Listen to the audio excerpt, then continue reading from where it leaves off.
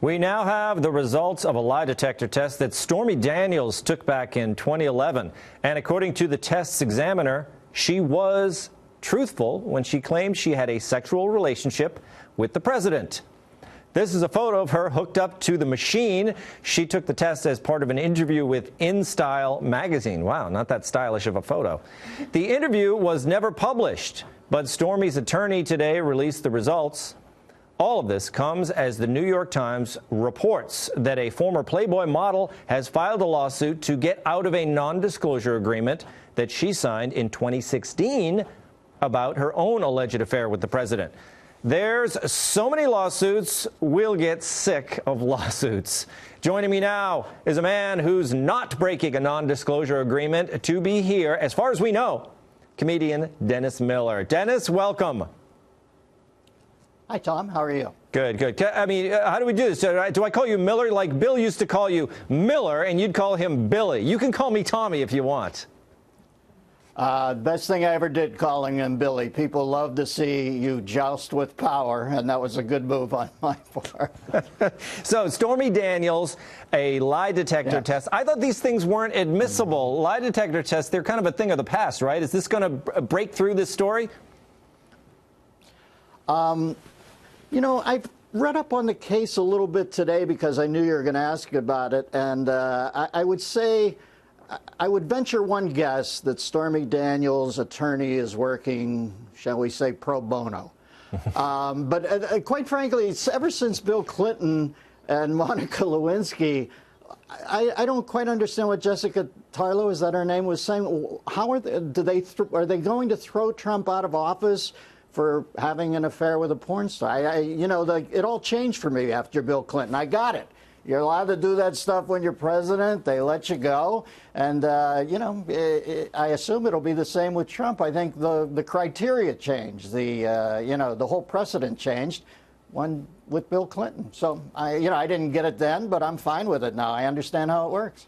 I get that sense as well. In my radio show, callers call up, Republicans, religious people, they call in, they say, look, this has been done before. We understand the man's not a saint. We voted for him anyway. If that's the case, and if the president, he has a pretty good sense of the American public, why doesn't he and his lawyers just say, hey, why don't they kind of, if there's things to admit to everything and say, hey, that's all in the past, let's let it go, instead of fighting it, in other words? I think he has a kid and a wife, and she seems like he, in his own way, loves her dearly, and I guess he's screwed up here.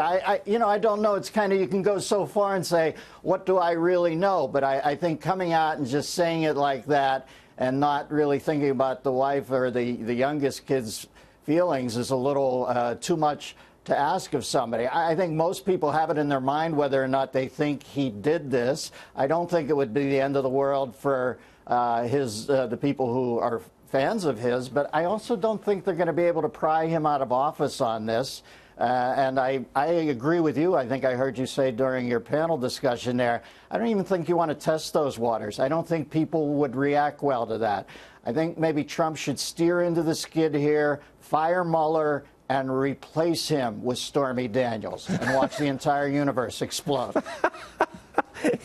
It might just work. You know, it's funny, Miller, because we are talking about this issue. I'm doing it on this show, so, you know, I'm guilty of engaging in this story as well. But I don't know if you saw Michael Moore at the summit he did the other day with, you know, some of his friends and I missed that. I opted to kayak across the Pacific with a raccoon in the base of the vessel rather than watch the well, he was there with the Michael Moore summit. Sorry, he was there with Elizabeth Warren and Bernie Sanders. But it was interesting because Michael Moore said, I'm sick of looking at Russia coverage and Stormy Daniels and everything else. He wants to start covering inequality. So we have people on the left that are sick of these stories, too. And I think the media is doing them a disservice talking about Russia and the Mueller investigation and Stormy Daniels. I'm agreeing with Michael Moore.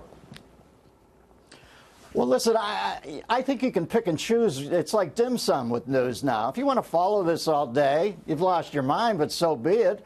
But if you don't want to follow, you don't have to. Whenever people say, I don't think the American people are sick of anything, And I don't think they're too interested in anything. I think the 24/7 cycle has drummed them into some miasma state where they just roll along. Periodically, they hear the voice in their head coming from the TV. They look up, they nod, then they hear another voice they don't agree with, and they look away.